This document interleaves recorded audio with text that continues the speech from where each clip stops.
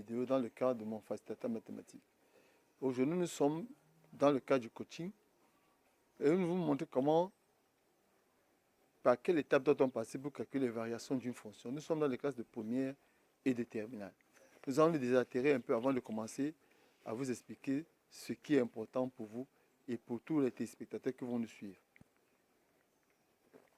Nous sommes dans la classe de première, nous allons au tableau. Ici, on nous demande de calculer les variations d'une fonction. Les variations d'une fonction, voilà les étapes pour calculer les variations d'une fonction. On peut par exemple donner une fonction, je prends déjà f de x égale x carré plus 4x moins 5 sur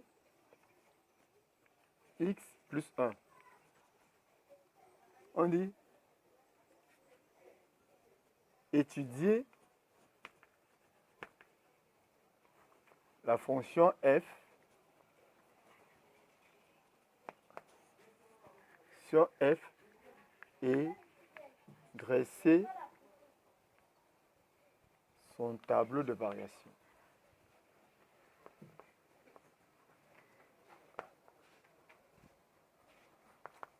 Aujourd'hui, je vais juste vous montrer les étapes.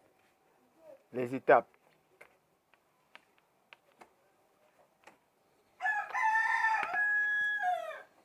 Étudier la fonction f et dresser son tableau de variation. Les étapes. Si je veux étudier cette fonction, qu'est-ce que je fais? Première étape, domaine de définition. Les définitions.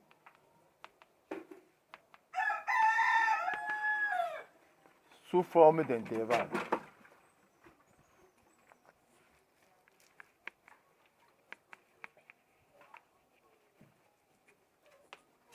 Deuxième étape, limite au bord du df. Troisième étape, calculer la dérivée de la fonction.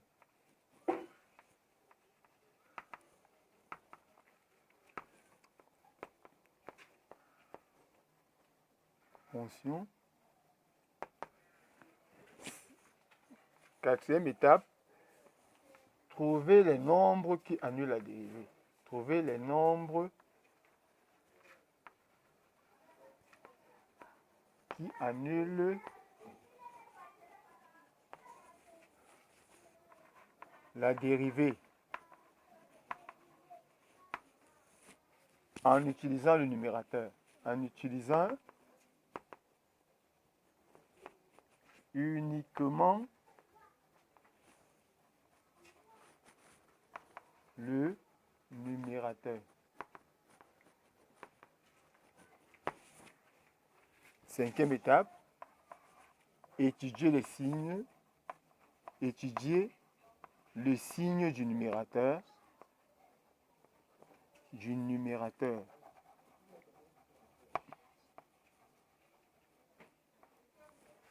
Qui est le signe numérique qui est celui de la dérivée.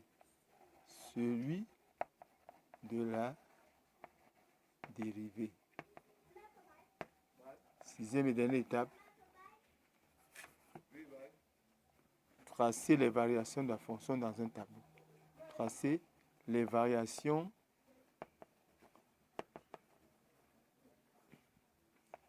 de f dans le même tableau. Voilà les étapes. Je recommence. Si on dit étudier la fonction f et dresser son tableau, voici les étapes. Tu trouves d'abord le domaine de définition sous forme d'intervalle. Deuxième étape, tu calcules les limites aux bornes de ce domaine de définition. Troisième étape, tu calcules la dérivée de la fonction. Quatrième étape, tu trouves les nombres qui annulent la dérivée en utilisant uniquement le numérateur.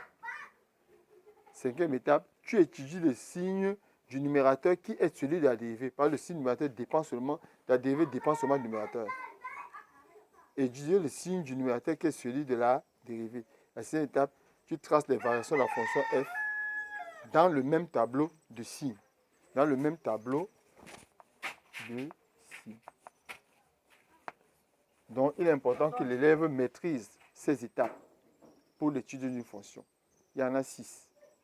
Donc, lorsqu'on dit dresser le tableau de variation, tu dois commencer par la dériver. Donc, à partir d'ici, quand tu as la calcul de domaine défini la limite, quand on dit dresser le tableau de variation, tu dois calculer la dérivée. À partir d'ici, les variations commencent à partir d'ici. Donc, je mets ici ça, étudier les variations. Ça, c'est pour étudier les variations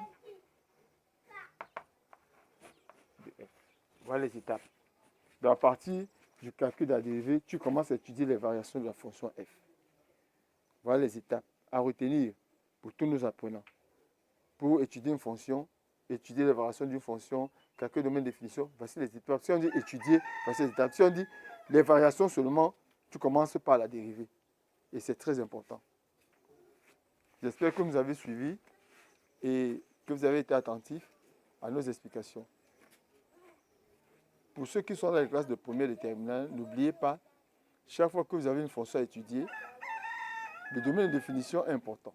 Les limites sont importantes. Mais tu ne peux pas calculer les variations d'une fonction tant que tu n'as pas calculé la dérivée de cette fonction, les nombres qu'annule la dérivée, le signe de cette dérivée et les variations de la fonction f. Donc il est important pour vous, apprenants, de maîtriser ces étapes et de bien les appliquer dans l'étude de quelque fonction que ce soit. Merci pour votre attention. N'oubliez pas de liker, de nous abonner à notre page sur YouTube, Mon Facilitateur Mathématique. Merci et à la prochaine vidéo.